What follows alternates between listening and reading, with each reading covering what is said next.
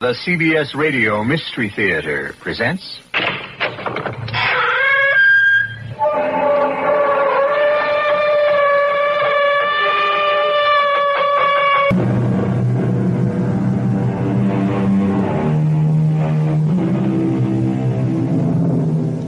Come in. Welcome. I'm E.G. Marshall. Something that men have been pondering since the dim beginnings of time has been the question of poverty and riches. Why are some men destined to be wealthy while others seem fated to be poor? Since it is easier for a camel to go through the eye of a needle than it is for a rich man to enter the kingdom, we may safely assume that the poor shall find greater favor in heaven. However, to make up for it, obviously, the rich have things much better here on earth. Which is the happier deal? That's something each of us has already decided for himself, isn't it? Hello, Louise. George.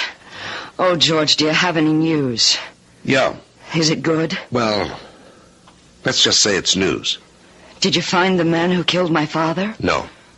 Oh, that's the only news I care about. And it's the only reason I hired you. To find the man who killed my father. Louise, I found your father's killer. But you just said you didn't find the man who killed him. The killer wasn't a man. He wasn't? You mean a woman killed my father? Yeah. Who? Who is she? Tell me. You mean you don't know who she is? Of course not. You, Louise. You're the guilty one. You killed your own father.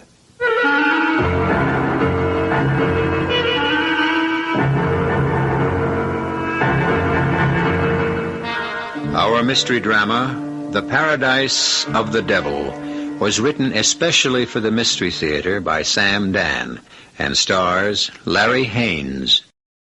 I'll be back shortly with Act One.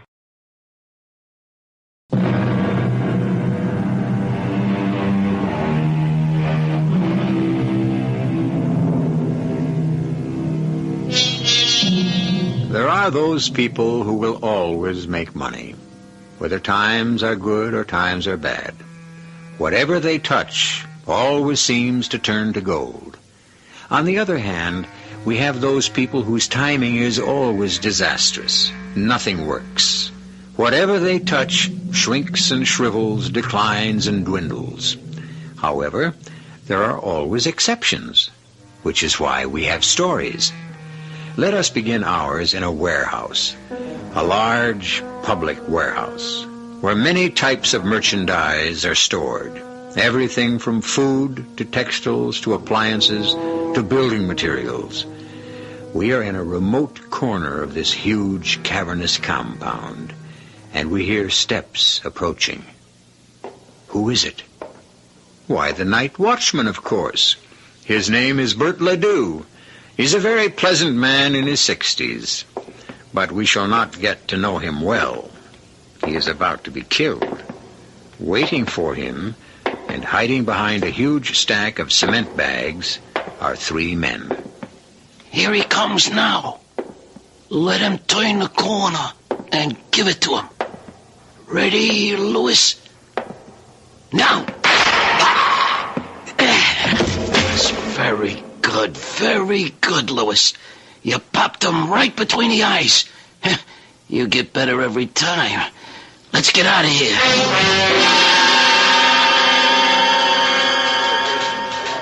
Yes, miss?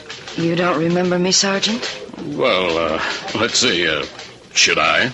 I suppose this tells me everything I need to know. Look, miss, can we help you? I'm Mr. Ledoux's daughter, Louise. Ledoux?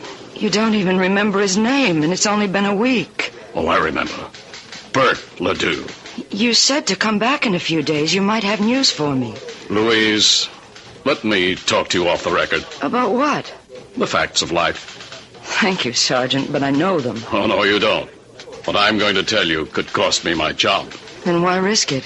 Because you're old enough to be my own daughter. Your dad was killed exactly 10 days ago. Do you know how many people have been murdered since? No, and I'm not interested. 5. And that's about average. A killing every other day. And my father's killing is rapidly becoming ancient history. Your father was shot by burglars in the warehouse. We have no leads. What have you done? We combed the neighborhood. No one saw. No one heard anything unusual. But surely, there must be something. Believe me, I wish with all my heart it was the kind of thing you see in the movies. A clue is left that leads us directly to the killer, and we capture him in one big blazing shootout. Sergeant, all of this is beside the point. It is the point. What have we got? All we know is your father was killed by a .38 caliber bullet. We have absolutely nothing else. Which means you're doing nothing. Oh, no. We're doing 2 things. Each time we capture an armed criminal, we check the weapon. And we keep tapping our usual sources of information in the underworld. Stool pigeons, you'd call them. And that's all? What else would you suggest? What would I suggest? Am I a professional police officer? I'm sorry, Louise. Sergeant, just tell me this. If my father had been somebody wealthy and powerful, would things be different? Let me answer it this way, Louise. It's always better to be rich than it is to be poor. Well, what would you be doing right now if he'd been rich? It's not so much what we'd be doing. It's what you'd be doing. And what would I be doing? Well, it's like everything else. If you don't care for the services the city supplies free of charge, you go out and buy your own. You mean I'd hire a private investigator? Oh, an army of them. What? Tell me the name of a good private investigator. I'm not allowed to. Then why did you bring it up? But a private detective will give you no guarantee. I wouldn't even know how to go about it. Tell me the name of someone who wouldn't just waste my money. But it's against regulation. If you were in my place, who would you go to?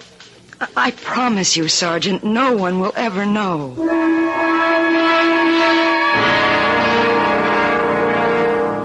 Well, if the police haven't been able to get me where, Miss Ledoux, what makes you think I can do any better? Well, because you think I'm smarter? I'm not. the police have the whole city to worry about. Well, I have other cases, too, Miss Ledoux. Oh, but at least you would... I would what? Well, take a personal interest in the case.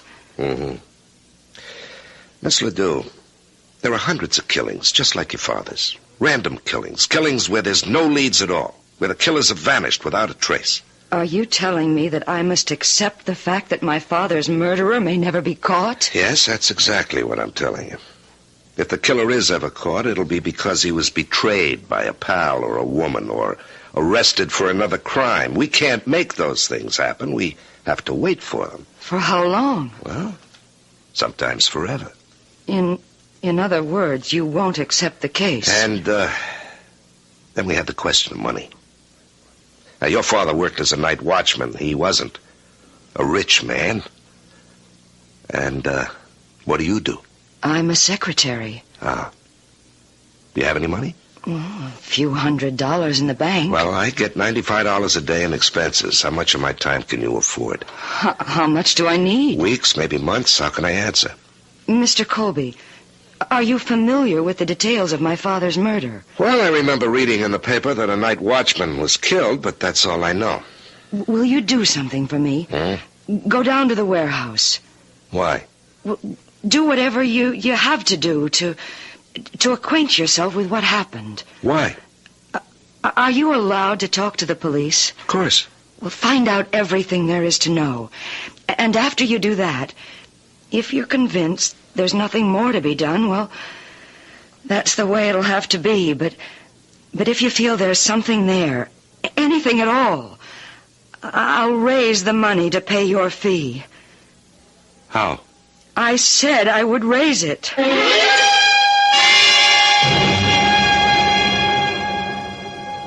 Who? George Colby? Oh, yeah, send him in. Hey, Georgie. Hi, Sarge. How's private practice? Sarge, I didn't know when I was well off getting paid every week. Did you send me that little Louise Ledoux? Yeah, because I know you're an honest guy, and I figured you'd discourage her. You will, won't you? Well, I should. You mean you won't? Well, there's a little angle on this case that bothers me. Yeah? Yeah, I don't believe the old man was shot by hoods who were knocking off the warehouse. Why not? Because of where it happened, Sarge. He was killed in the wrong part of the warehouse. Well, why do you say the wrong part? Is there a right part for a watchman to get killed? Yeah, there is in this one.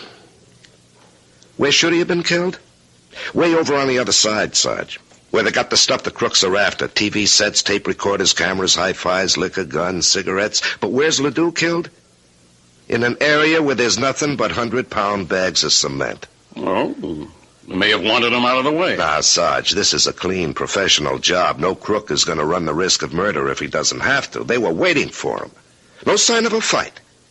They could have tapped him on the head and put him to sleep, but no. Oh, no. They were out to kill him. Why would anyone want to kill a night watchman? Well, maybe he was more than a night watchman. We checked the daughter. She said he had absolutely no enemies. That she knows of.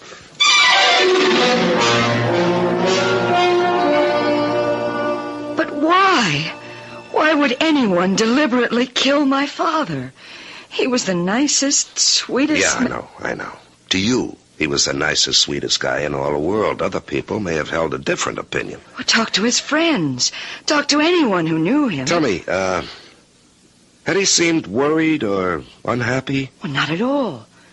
Actually, it was the other way round. He was quite happy. As a matter of fact, now that you mention it, unusually happy. He kept saying to me, "My dear daughter, there is a law of retribution. Many a villain has been hoist on his own petard." So, but your father was an educated man? Yes. He'd been in business, but he lost everything. Oh. The watchman's job was the only thing he could get. But he was glad. He said it gave him time to think. Uh-huh. And you say he was unusually happy just before he died? Yes. Mm-hmm. And that's what makes it so hard for me to understand why he was deliberately murdered. Oh, I'm not saying he was deliberately murdered, Miss Ledoux. I'm saying I have strong reasons to suspect it. Well, what do you suggest is the next move? Well, you asked me to look into your father's murder, and I did. I don't think it's what it appears to be on the surface. On the other hand, you're not a wealthy girl. Your money could be down the drain. Well, suppose I could raise $10,000. Well, I still couldn't guarantee results. I couldn't pay immediately. I would have to wait for my father's estate to be settled. His estate? I thought he didn't have any money. Well, this is a piece of property. The only thing he left. I've already received an offer for it. Uh-huh. Well, I might go through every nickel and we'd be no wiser than we are now. I could be wrong. Mr. Colby, I'm sure you're an extremely ethical person, but isn't it possible for you to talk positively? Miss Ledoux, I don't talk positively and I don't talk negatively. I try to talk truthfully.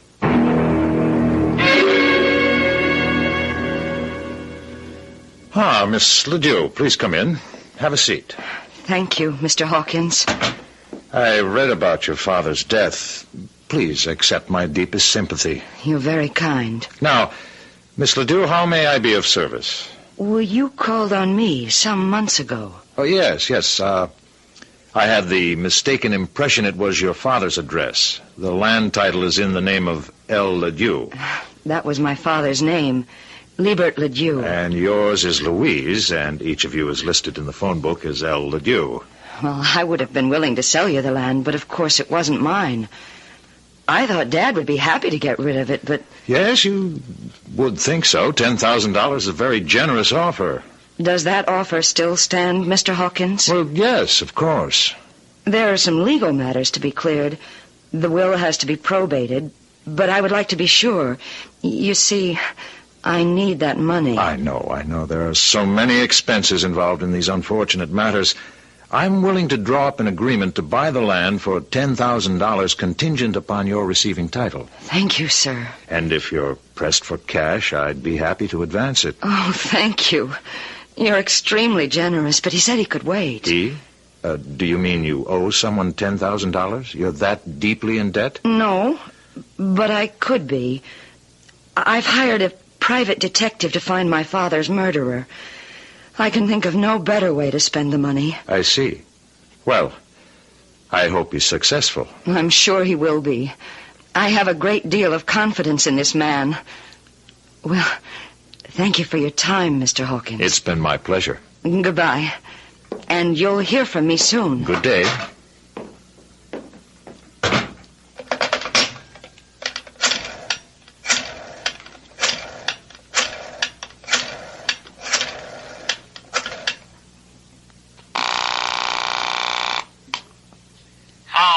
Richie? Yeah, it's Richie. You promised me a clean job on Bert Ledoux. And I give you one. No, you didn't. You must have left a few spots somewhere. You may have to clean it up again.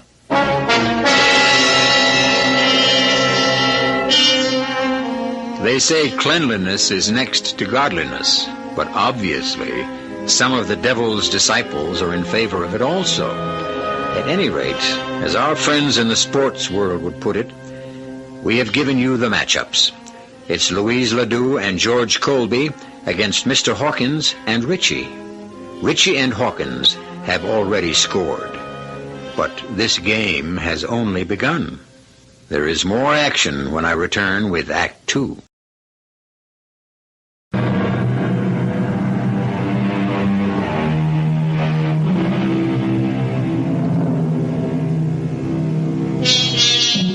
Why would anyone want to kill a night watchman? The obvious answer, to rob the building the man has been hired to watch. All too often, the usual answer is usually the correct answer. But Libert Ledoux, evidently, was not your usual night watchman. For one thing, he has a most unusual daughter. She is willing to spend her entire inheritance, if that's what it takes, to find her father's killer. But why do you have to look through all these papers? Miss Ledoux, if the police theory is correct and your father was killed by hoodlums who were out to rob the warehouse, then I have no business in this case. But if there was another motive, I have to look for it somewhere. Do you realize how much there is to go through? Why, there are cartons of old letters and documents and receipts and even poetry and short stories. He used to write those in his spare time. Is this all there is? Oh? Do you realize it can take you a week to look through everything in this room? Probably. A week at $95 a day? Is this all there is? Yes. Is this all you're going to do? Just look through this junk? Well, where else can I look? I have to work with what I've got. But what are you looking for? I really don't know. Well, then how can look, Miss Ledoux, this is not an exact science, and if you think I'm wasting your money... I didn't say that. In addition, I want a list of all his friends. But he had hundreds of friends. Oh, nobody has hundreds of friends. Well, he knew a lot of people. Now, we'll begin with those who are closest. Who's his best friend? Well, I guess you'd have to say it was Sid. Sidney Grossman. Grossman. Where can I find him? You can't. Sid's dead. Well, then why did you mention his name? He was only killed 3 weeks ago. Killed? Why? How? Does it matter? All right, tell me about Sid Grossman. He and Dad had a club. They called it the Underachievers Association. Why? Well, because they were both college-educated men, and neither of them ever lived up to his potential. Mr. Grossman had a civil engineering degree. He was a geologist, but he could never hold a job. Why not? He thought the object of life was to have fun. So did my dad. Work interfered with pleasure. Pleasure was the opera, ball games, fishing.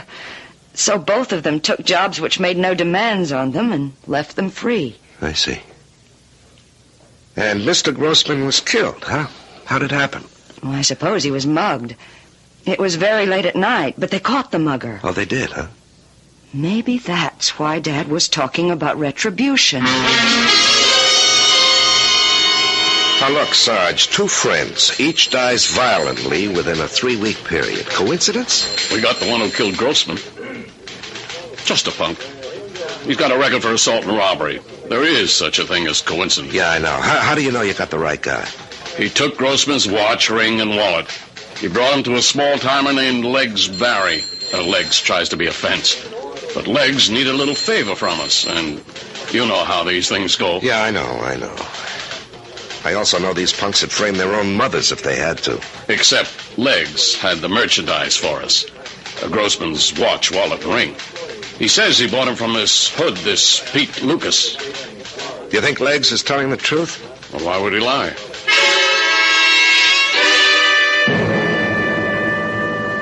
I'm being framed. Oh, sure. You're a fine, upright example of red-blooded American manhood, and the police are trying to railroad you. Look, you want to tell them corny jokes? Go into show business. I'm a bum. I never was nothing else. I can't even remember how many people I robbed. And maybe you don't remember robbing Grossman. That one I remember, because that one I didn't do. And you can believe it. Stupid fuzz. They don't get me for all the ones I knocked off, but for the one that I didn't... Yeah, life is funny that way, Peter. Tell me, if it wasn't you, how come you fenced off his watch, ring, and wallet? I didn't fence him. This stoolie, this rat legs Barry, he says I fenced him. Now, why would he lie? Well, they got his girl on a drug charge. He's making a trade. How come he's got the dead man's possessions? Because the mug who done it fenced the stuff with him. Well, why not turn that guy in? Because... How would I know? Well, whoever did it could only have been some punk. Now, why would Legs risk a perjury rap? Don't ask me what's going on. I don't solve crimes. I only commit them. All right. Don't be flip with me, Pete. If you didn't do it, why's the finger on you? Look, I never killed nobody in all my life. Pete, you're not answering me. I want to know if you were fingered, why? Why? Okay, maybe the guy wasn't mugged. Maybe it was something else. Like what? Maybe they wanted to look like he was mugged, so that's where I come in. If you want to have everybody think it was robbery, then I'm the one who can make everybody happy. After all, don't I have the rep? Huh? Well, the jury takes one look at me and I'm up the river. You talk about they. Who are they? I don't know. Huh? Ever hear of a man named Bert Ledoux? No. Is there anything buzzing in your circles about Ledoux and Grossman? No. Look, don't be stuck with that underworld code nonsense. What code? If I knew something, I'd sing like a cage full of canaries. I didn't do it.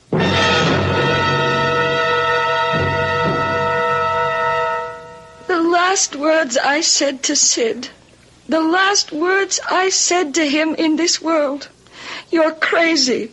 Those 2 words, you're crazy. Yeah, well, I'm sorry, Mrs. Grossman. But it's true, he was crazy. Only a crazy person would go out 2 o'clock in the morning, and he had just come back. You're back from where, Mrs. Grossman? Do I know? Did I ever know?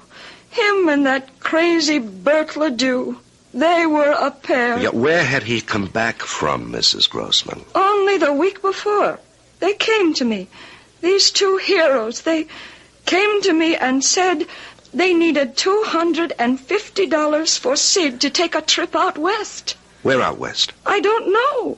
Arizona, Nevada, Colorado, wherever the west is. Why? They said that for my sake they were willing to become rich, and Sid had to investigate something. Oh, what? I don't know. One morning he leaves. One midnight he comes back. He says, Ida, we are rich. Well, why? How? Tell me, I said to him. And he says, you must not be bothered with details. Your only job will be to spend the money. With that, he puts on his coat. Where are you going, I ask. I got something to tell Bert. Now? Right now, he says. It cannot wait. You're crazy, I says to him. You're crazy, but he was out the door. Well, what was it he had to tell Bert? I don't know. All I know is the last words I said to him. I said, you're crazy. Did he bring anything home with him from the trip? He brought me a box of candy and a flower. He always did that. But this time he was a little bit crazier than usual. In his suitcase, he had some rocks. What kind of rocks? Rocks. Some of them are just as big as an indoor baseball. Just plain, everyday, common, ordinary rocks. Could I see one? Sure. They're on the table. I keep 'em there next to his picture. Don't ask me why. Could I borrow one of these? Why? What could it mean to you? It's just a rock. Well, Doc, what's the verdict? Well, if this rock belongs to you, and you've got a lot more like it, you are now eligible for membership in the Millionaires Club. Is that so? If it's yours, you are fabulously wealthy. Wouldn't you know it, Doc? It isn't mine. Well, when you brought it down here to the office yesterday, I could tell just by looking that there was a vein of pitchblende running through it, this grayish-black area. Pitchblende? It's the most important source of uranium. Uranium? We've never encountered a higher grade of ore. And it's valuable? If there's enough of it, and from this sample there has to be.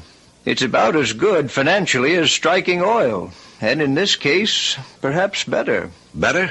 Where you have this kind of quality, you're also not too far from other minerals, gold, silver, copper. I don't know where you found this, Georgie, but I wish I owned a piece of it. Yeah, so do I, Doc.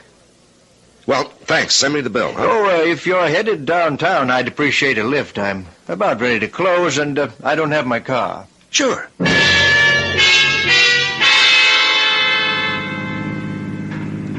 George, I always wondered, what makes a guy want to become a private detective? Oh. What makes a guy want to become a geologist?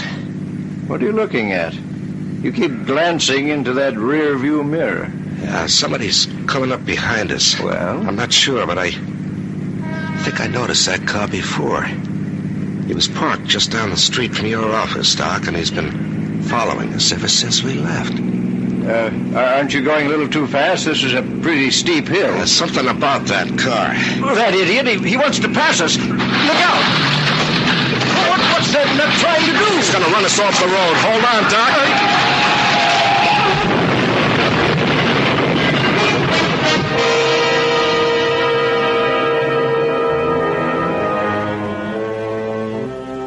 Do these things occur in series of threes?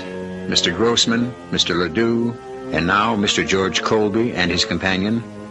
First, it's something designed to appear as a mugging. Then, an incident to be considered a holdup. And now, an automobile accident. These things do happen. But we know better. I shall return in just a few moments with Act 3.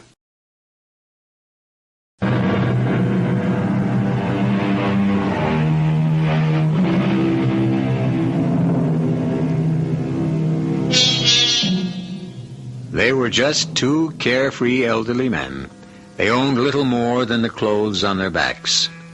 Or did they? In less than a month, both were dead, seemingly victims of random violence. And as Private Investigator George Colby has learned, it is obviously dangerous to probe into their affairs. A mugging, a robbery, and now an auto accident? George! He's going to run us off the road. Hold tight.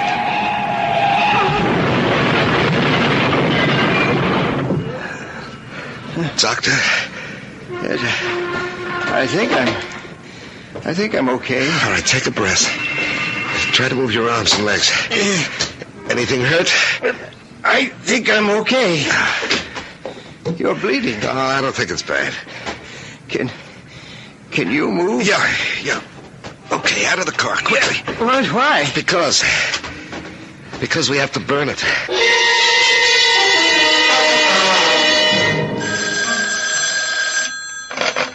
Hello? Mr. Hawkins, it's your buddy, Richie. I just seen an awful accident. A car went off the road and into the side of McGregor's Hill. You know that steep one? Are you sure of him? Well, I seen the car.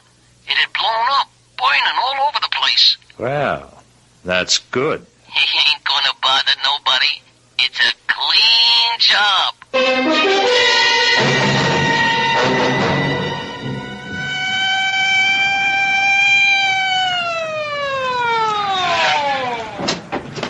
George, what's all this? Hello, Sarge.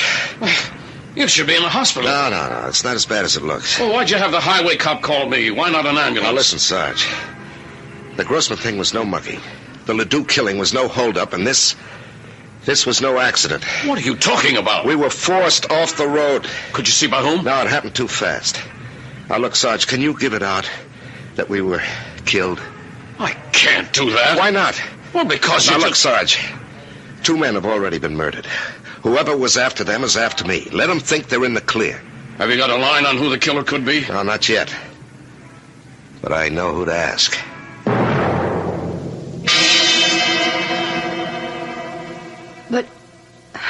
But you're supposed to be dead. Well, you can see for yourself. It was on the news. Private investigator killed in accident, along with noted geologist. Uh-huh. And what did you think when you heard that news, Louise? What did I think? Mm-hmm. Well, I didn't know what to think. I thought about you, and I felt terrible. Did you stop to think that 3 people connected somehow with your father were now dead? Well, no. Well, you have a great deal to explain to me. Explain what? Well, number 1. Why didn't you tell me that Mr. Grossman was killed because he was on his way to see your father late that night? Because I didn't know that. Second, why didn't you tell me your father and Sid Grossman had planned for Mr. Grossman to take a trip? Because I didn't know that either. And why was I being set up? I don't understand what you're saying. Because you wanted me killed. I wanted you killed. You hired me to make it look good, and then when I started to come close... I don't know what you're talking about. But who else but you knew I was working on this case? Think about that. Only 2 people knew. Sergeant Weller and you. I vouch for Weller. Now let's talk about you. But... How are you going to pay me for my work? I told you. I'm waiting for my father's will to be probated. You agreed. Yeah, well, let's talk about your father's will. What does that have to do with Everything is tied to everything else. You said he owned property. Well, that's all he owned. Would it be out west? Yes, but it's worthless. You sure of that? Of course I'm sure. How could you count on selling it to pay my fee? And where did you get the figure of $10,000? Because that's what I was offered for it. By whom? But somebody. You never smell a rat, do you? Will you please tell me what you're getting at? You say the property is worthless. Now, why should anybody be willing to buy it for $10,000? Oh, that's nothing. $10,000 is nothing? It's only $10 an acre. Your father owned 1,000 acres. Of what? Sand, rocks, hundreds of miles from nowhere. 1,000 acres of, let's see, do you know how much money that land is worth? It's just desert. It's got what could be the richest load of uranium in the world. There could also be gold, silver, copper. It's a treasure chest. So that's why the man wanted to buy it. Which man? Oh, let me think for a minute. Let me think. Mr. Colby. I know now who killed my father. Who? Who's the killer? I am. You? You went into that warehouse and fired the shot? No, I didn't go there. I didn't hold the gun. I didn't pull the trigger, but it happened all because of me. Of course. And now I know why they tried to kill you, too. Mr. Colby, I am not the only one who, in addition to Sergeant Weller, knew you were on the case. There is another person. Who? The man who wants to buy the land from me. What's his name? Hawkins. Gerald F. Hawkins. How come he knew? Well, because I told him. It slipped out. I mentioned that I needed money to pay a private investigator to help find my father's killer. He's the only other person you knew. All right. Now, why do you say you killed your father? Well, I said I was responsible. A couple of months ago, a man called on me. Are you L. Ledoux, he asked. I told him I was. He said I was the owner of record of a piece of property in Nevada. I said he must mean my father. And he said, of course, Liebert Ledoux, your father must still be alive. He said I sold him the property 30 years ago, and now I want to buy it back. Did he say why? Well, because it was worthless, and he didn't know it at the time, and he had come into some money, and he was trying to, to clear his name by making it up to people. He struck me as a very kindly gentleman at the time. Yeah, so this, Mr. Hawkins went to your father. Well, Dad must have turned him down. Mr. Hawkins came back to me and he said, "Do you suppose I might be able to convince your father to sell? He'll never get another chance. And this way he'll get 10 times his money back." Mm-hmm. And what did you say to Mr. Hawkins? Well, I see now. I signed my father's death warrant. Oh, come on. I told Mr. Hawkins, once my dad decides that's the end of it, if the land were mine, I'd be glad to get rid of it. Don't you understand? He took that to mean that if Dad were out of the way... Now, he'd have killed your father anyway, taking his chances with you. Now, about this land... Well, I'll show you. Here. I have the papers in my pocketbook. Why didn't you show these to me before? Read the pamphlet. It goes back over 30 years. Paradise of the Devil. The name of the development. Yeah, I understand. Tell me, why didn't you want me to see this before? Well, because... I didn't want you to know my father could have been so... So, naive? Yes. I was ashamed. Uh-huh. Paradise of the Devil. At first sight, a desert inferno, but there's magic in this land. Deep underneath run the waters of life. Healthful, invigorating waters of youth. The paradise of the devil can become a spa to rival the great watering places of Europe. Stake your claim to unbelievable wealth, only $1 per acre. Act now, before it's all gone. And my father believed it.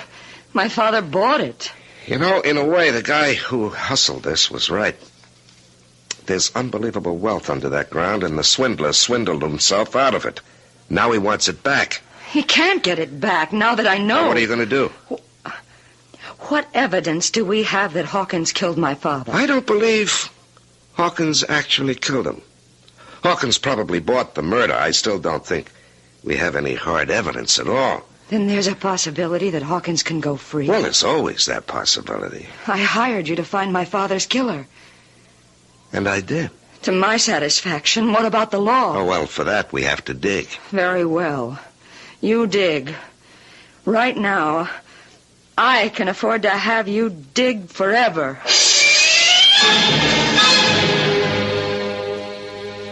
What do you want now, Snoop? Some more information, Pete. You know, you could spend the rest of your life in jail. Unless... Yeah? Unless you help me get you out of here. Why should you care about me? Oh, I don't, Pete. And the world would be much better off if you remained in the clink, but you're part of something else. Now, do you know a guy named Hawkins? No. Well, have you ever heard of a guy named Hawkins? That's different. Yeah. Yeah, I heard of a guy named Hawkins. In what connection? He would need a strong arm from time to time. He ever hire you? Me? Nah. Why not? I'm too nice for him. He uses Attila the Hun. Attila the Hun? His real name is Richie. Where can I find Richie? I don't know. Try a couple of joints along the strip.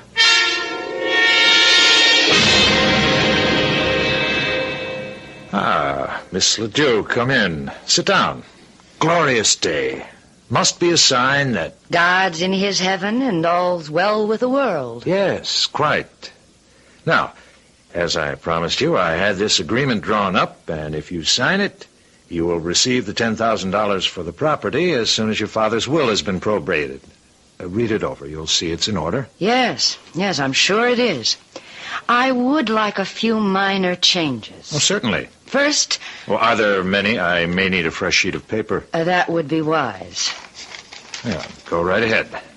I, Gerald F. Hawkins, admit complicity in the murder of Liebert Ledoux and Sidney Grossman. Miss Ledoux, what are you saying? I think you heard me. This was so I could swindle Mr. Ledoux's daughter out of some uranium-rich property. I really don't understand. I hope you see this gun I'm holding in my hand. Now, Miss Ledoux, don't be foolish. You can't prove anything. Right as I tell you, or I'll kill you. You'll go to prison.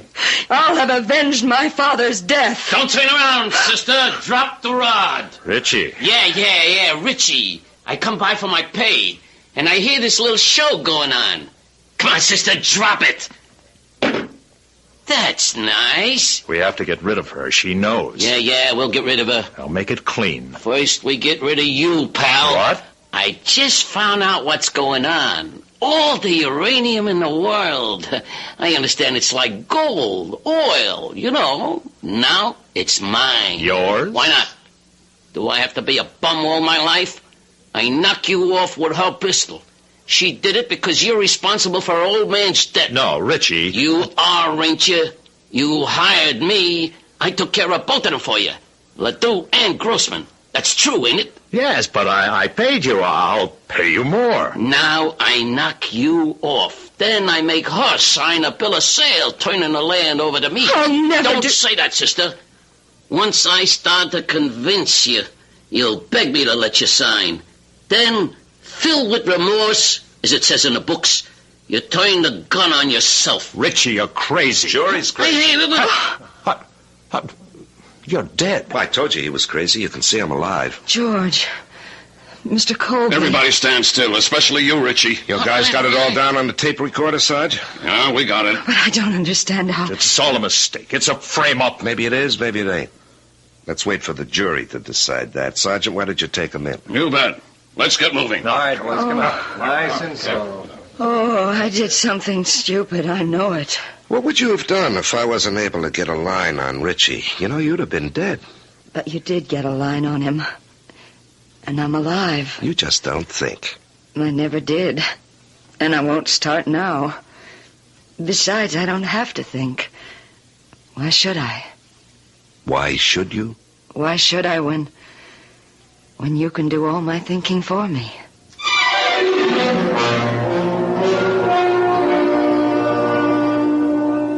She was always quiet, a hard girl for her co-workers to figure out. So they thought she was a little bit off.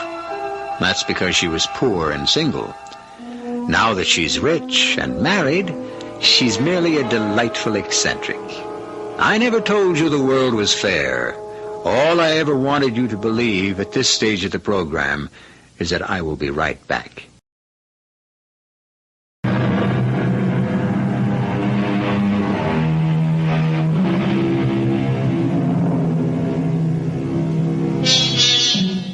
It's true. If you cast your bread upon the waters, you will find it again increased, but it will still be bread. On the other hand, there are some people who cast bread and recover cake. Who is to say that good-natured, gullible, trusting Bert Ledoux, who was cheated by everyone, wouldn't have had the last laugh after all? Who can say he didn't make a really smart investment 30 years ago? And actually, it's not that he wasn't smart.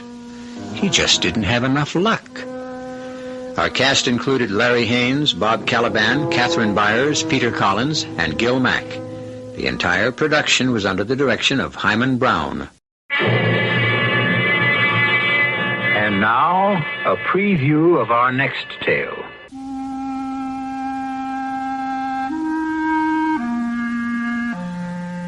Why tell a tale of impious tempting of providence and soul-subduing humiliation? Why? Answer me, you who are wise in the secrets of human nature. I only know that it is so. And in spite of strong resolve, of a pride that too much masters me, of shame and even of fear, I must speak. This is E.G. Marshall inviting you to return to our Mystery Theater for another adventure in the macabre. Until next time, pleasant dreams.